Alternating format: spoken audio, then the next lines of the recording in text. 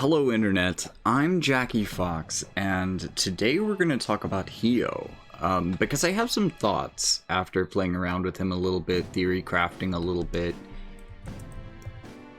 So, I just kind of want to lay that out. I think... So I want to explain that this is a new account. It's going to be very difficult to, I don't have a lot of things collected. Do as I say, not as I do. Maybe ignore my VCs and maybe even my Esper. I do think that you get a lot of the right things from Ifrit. I'm not sure that he's the best Esper for him, as he does tend to be kind of old. Newer Espers are probably going to be better. Like, I can definitely imagine this guy wanting Odin. That's just, and Chaos Bahamut is going to be absolutely amazing on him once that comes around, but he'll also be absolutely amazing on anyone. I'm just pointing out that physical DPS units definitely have better Espers than Ifrit. That being said, if you look at Ifrit's board, especially if you're thinking about running this guy as a sub-lancer, Ifrit's board really fits this character. I'm not saying that he's necessarily perfect for him, but it works. But really, the equipment here is more what I'm thinking about in terms of, this being a good unit. And I want to point out a couple of things in this build, for one. Ultima Bringer, of course, that's his thing. That's going to help him define his niche. So cool. I think I'm going to upgrade Way of the Void. That is also going to help fit his niche. This armor also happens to kind of work on him. If you've been watching my content for a while, you'll know that I usually don't use a unit's TMR on them.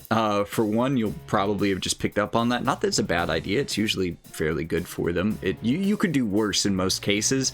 It's just that usually there are better TMRs. This happens to fit his niche fairly well, and I think I can build into it fairly well with TMR runes as well, which is another thing that I really can't go hard into on this account. But let me kind of soften or debunk some of the things that I've heard people say about this guy as a reason why he's not as good as other fire units that are out right now. I don't necessarily think that's true. I think he's very good. Because some of the... And I don't know if maybe we're all watching each other's content and we were playing telephone on the day that we were all thinking about Hyoh when his kit was... his kit and stuff was revealed. But everybody was making a big deal about having no innate defense penetration. That is a problem. That is a problem, especially as defense is becoming more and more of a thing that you can hit very high levels of, even with units that aren't tanks. So, just equipment has gotten better to the point where often... even your non-tank units, if you're really building them, can get 30 or 40 defense. That's not going to be a huge issue for Hyoh, but I'm just saying that not having defense penetration is becoming a greater and greater sin for a DPS.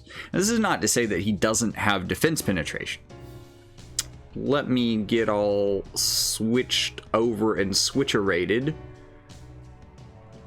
Is it on screen? It is. Beast's Roar gives him 40% defense penetration. Now, the thing that people point out about this is that this is dispellable, and that dispel is also becoming fairly common in game, and that also this isn't on Veiled Defiance. Veiled Defiance, as you'll notice, is his courage buff.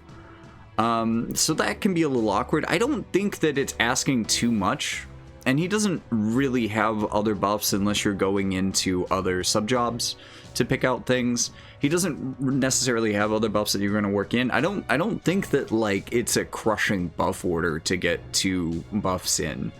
You may have to think about how you run him, but these are the AI issues that a lot of units face. It's not a huge deal unless you're trying to work in some of his other buffs from subjobs. I really think that if you just kind of cut that out of the equation, it's not a big deal. But the other thing that you'll notice, especially into his EX, I want to highlight this because I think that this is also kind of a solution to the problem. This reminds me a lot of Hazard Break, I think. And it does so much. So it can't be countered, which is awesome. Also, it turns off their counters for 3 turns. I mean, a lot of, like, this isn't like a super special thing. A lot of the reduced counter chance, really powerful abilities like this do it for multiple turns. But, like, it's not just for this attack. They're going to be open to not having counters. And there's no, like, counter chance break resistance, you know what I mean? This is going to happen to everything that gets hit by this. It's also, before dealing damage, going to decrease defense by 25.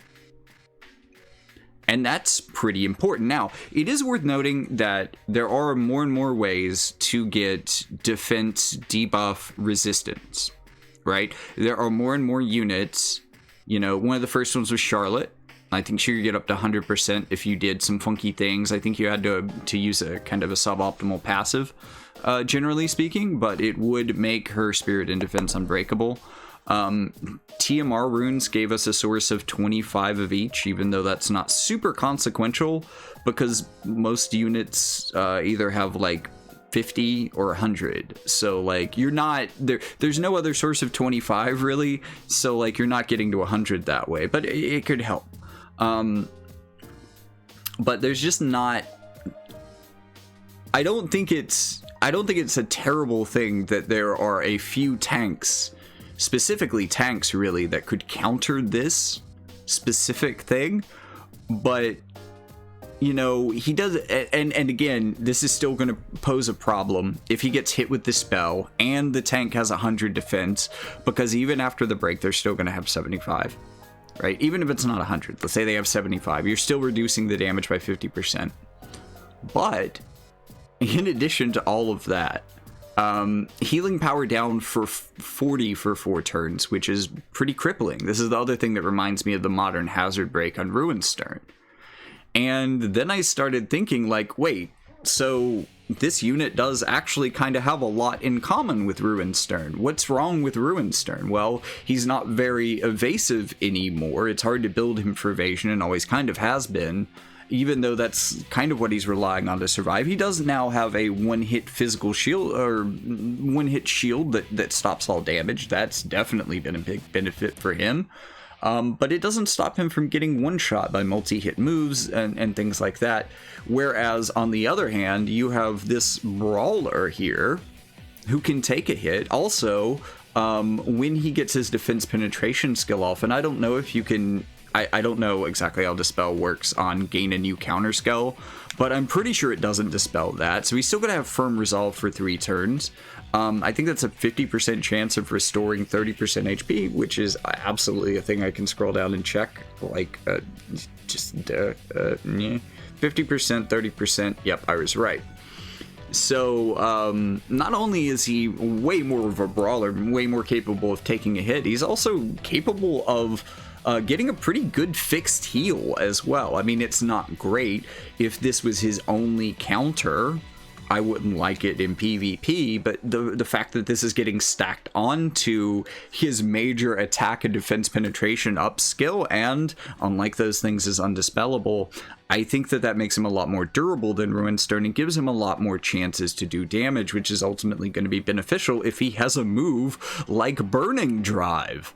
Editor Jackie here. There's actually another flavorful dark character parallel here that I managed to not mention, and that I don't think other people have mentioned. Now, this could also be a little bit of a problem for his kit in the way that many of my team building videos have shown how buddy buffs are either the thing that makes your team's buff order work or the thing that breaks it.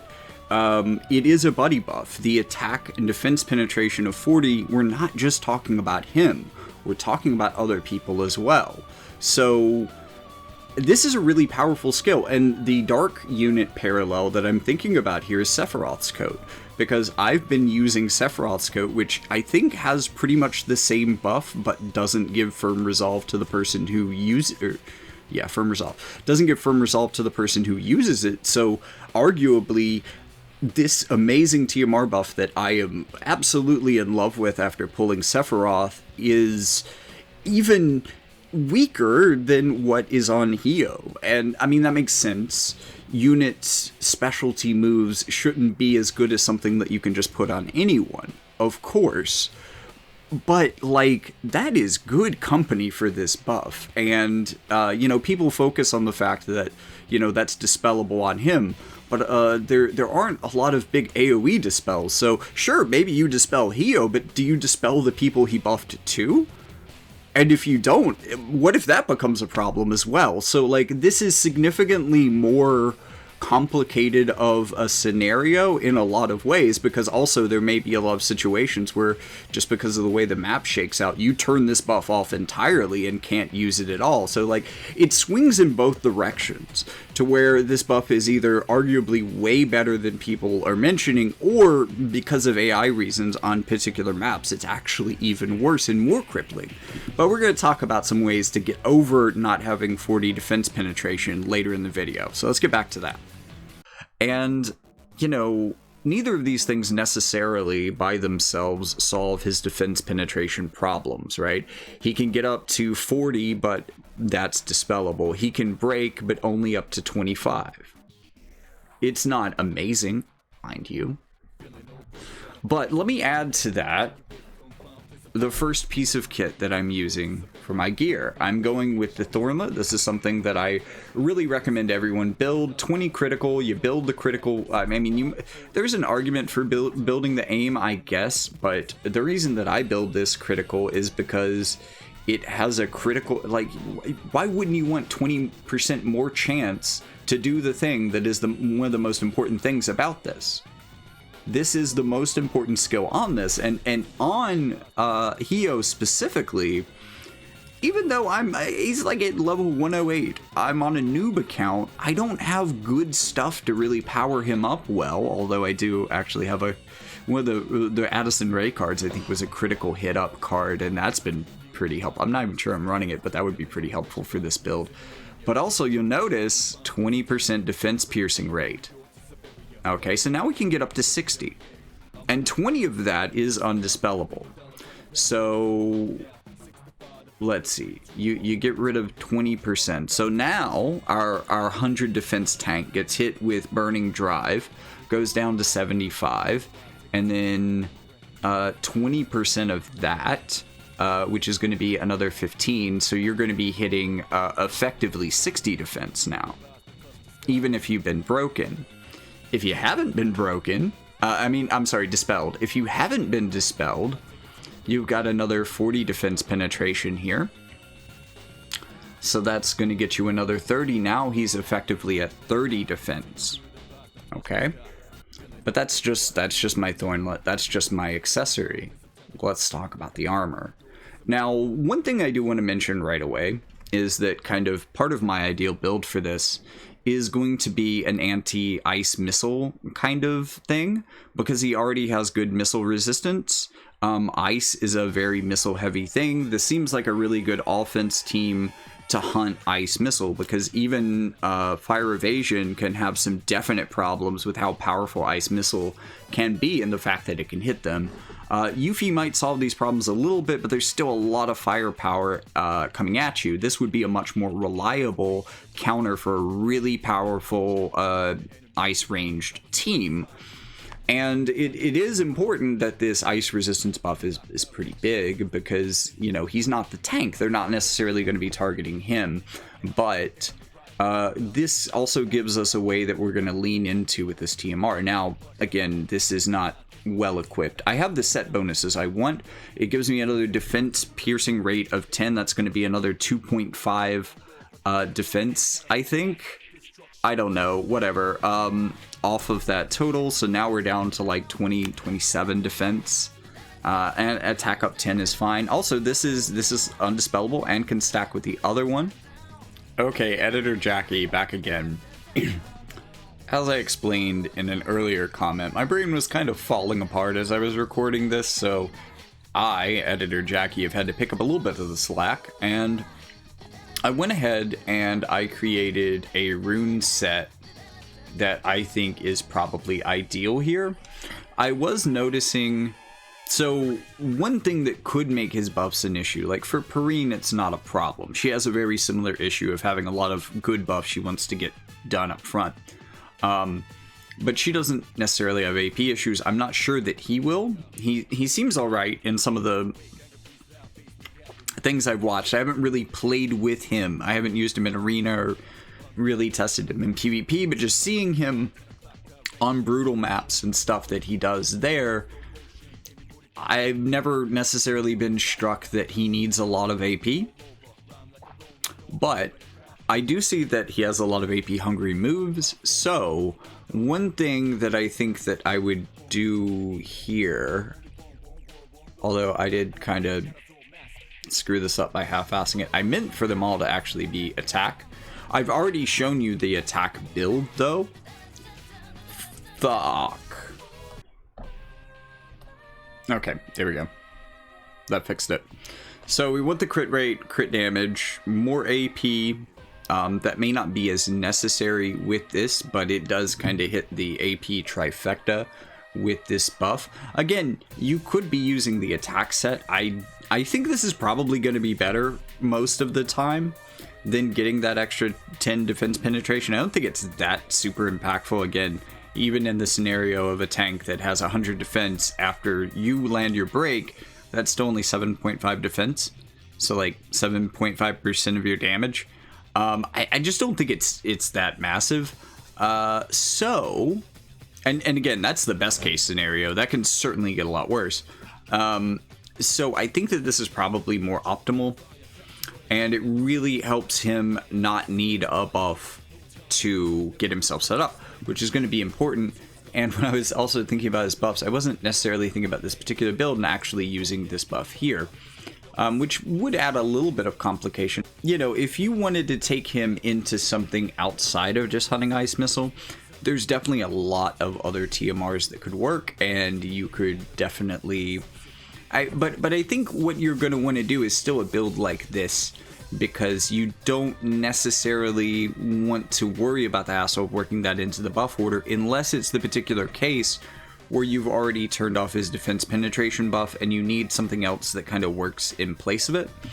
Like a really good example would be the Oldoanoprin, because that has a single target AP regeneration and defense penetration buff. Pretty much the two things he needs, and if you've turned off his buddy buff, a defense penetration buff, that's kind of going to replace that, while also getting rid of the AI problems that would be associated on that map with the buddy buff. Again, buddy buffs are tricky. Sometimes they work, sometimes they don't, sometimes you turn them off, sometimes you leave them on. It's a thing. But this, I think, is probably going to be close to the optimal build for any TMR that he wears. The things that might change, though: missile resistance. I think ice resistance is probably still going to be a thing, but you could probably cut that as well. The all elemental debuff and all attack type debuff resistance, those are just kind of extra, but I didn't really know what else to do with them. And you could switch out the strike resistance. That is probably the most unnecessary thing on here. Also, I should mention the 10 healing power up feels like, especially since I'm not doing attack or defense. Also, actually, that's a point. If you are doing a different TMR and you aren't going for an elemental synergy thing, you could absolutely run attack or defense. Or, I mean, I could even do it here if I, because we could get this defense up pretty high. But that would also give additional healing power up, and every instance of that healing power up is really going to push the power of Firm Resolve. I'm not sure if that's something that you lean into super hard, but it would help give him some tanking stats as well that go beyond just elemental resistances, which can be kind of niche. I do think it's a very strong niche because there are a lot of maps where ice missile teams are really dominant on defense because even their elemental counters can't reliably beat them. But I think that this unit and maybe even this TMR help to change that reality. And I think that that's kind of important. So this video is already going to be long enough, but let me let Jackie from the past back at it. Definitely shouldn't get defense penetration because, again, while that would totally make sense for this TMR, that would give him 20 just from the TMR. It can be a thing you can do if you're wanting to build this without the Thornlet. I really think that there is one more thing for us to talk about here that is important. to factor in. But also, like, this is going to be a very, very fire unit TMR, regardless of if you're using it on Hyoh or not, so fire attack up makes sense. Also, I should probably level up the ability at some point, but I'm not really using him quite for that yet.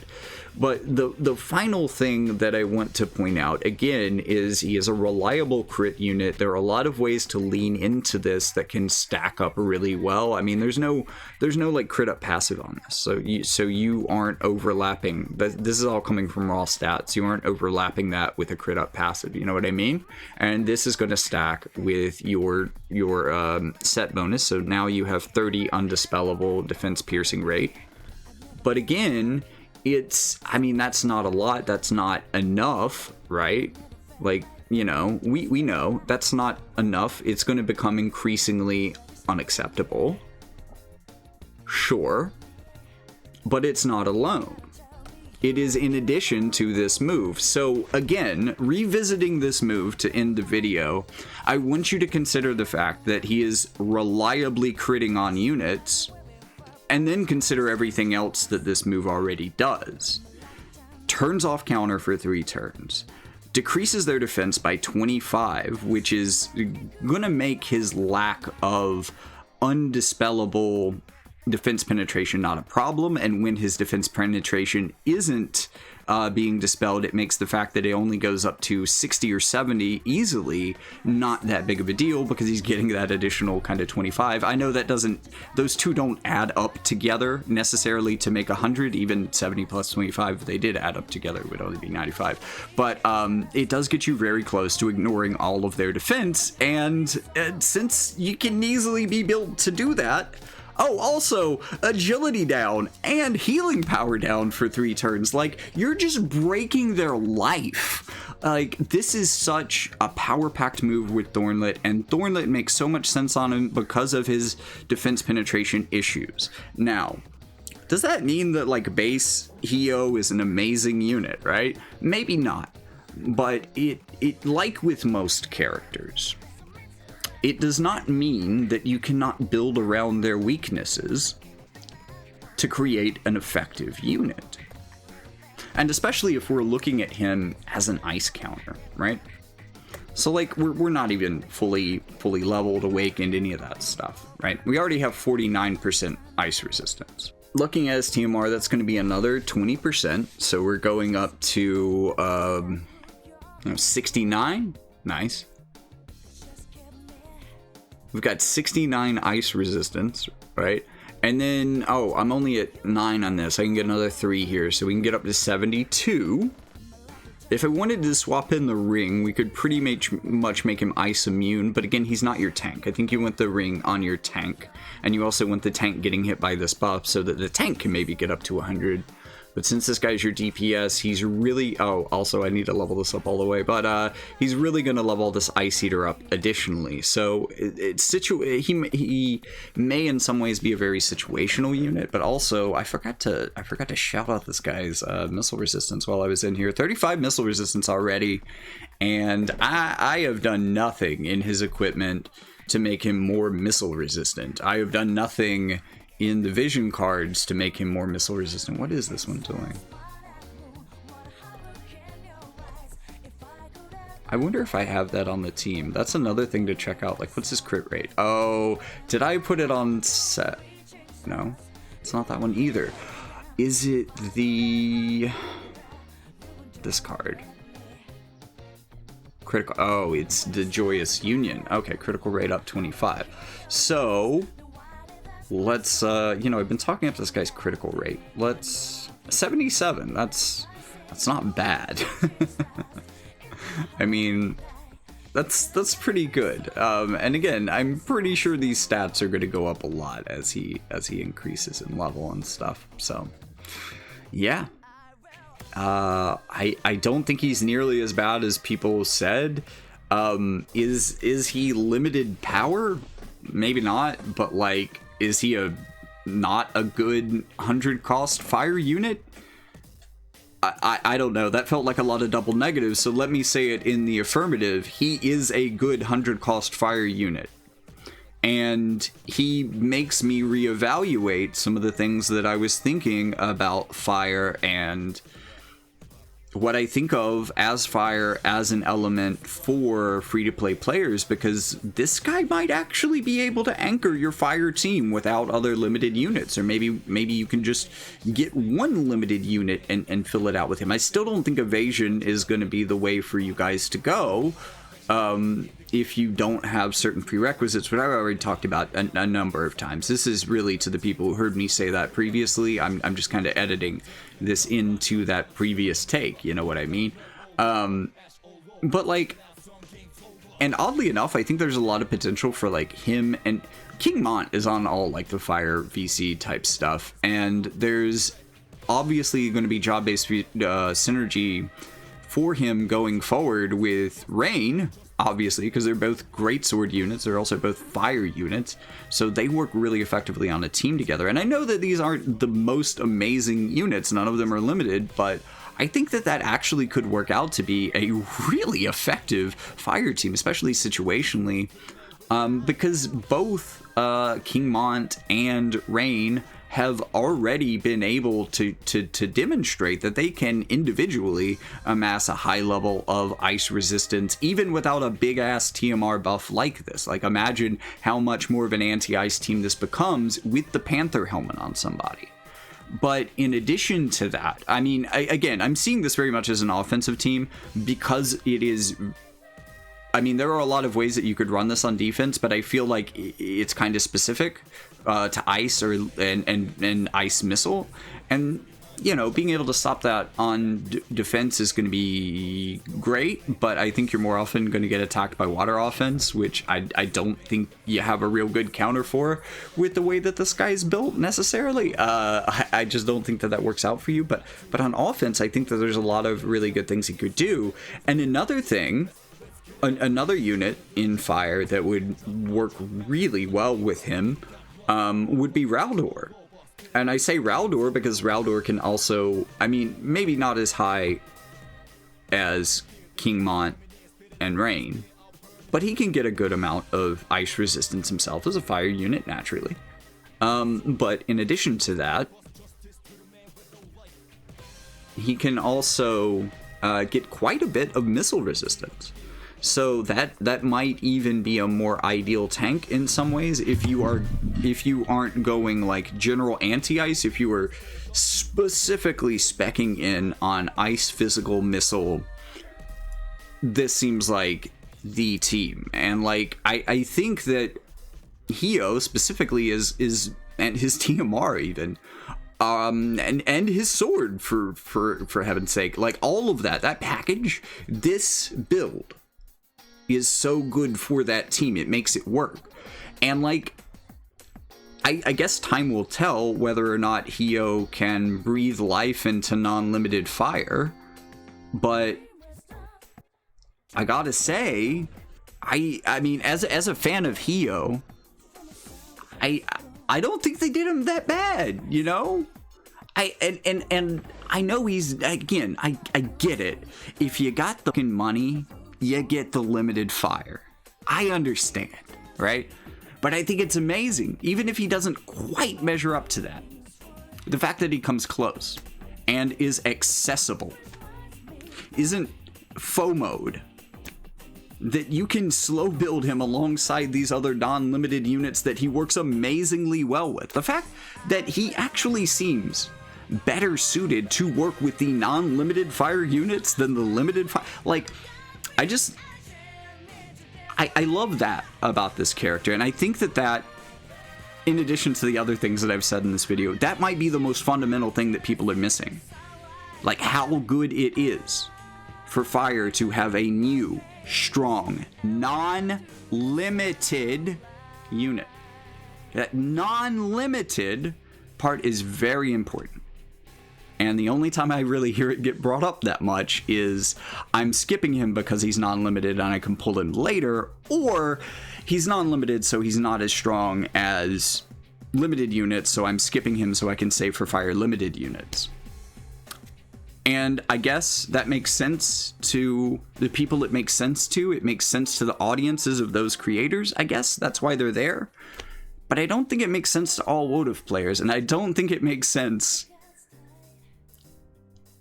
to give Hyoh a bad rap when you can build him to be a pretty cool unit. Now, I'm going to have to bear this out with time to really prove that, because I don't have him on an account that I can just plug and play him on a really strong fire team.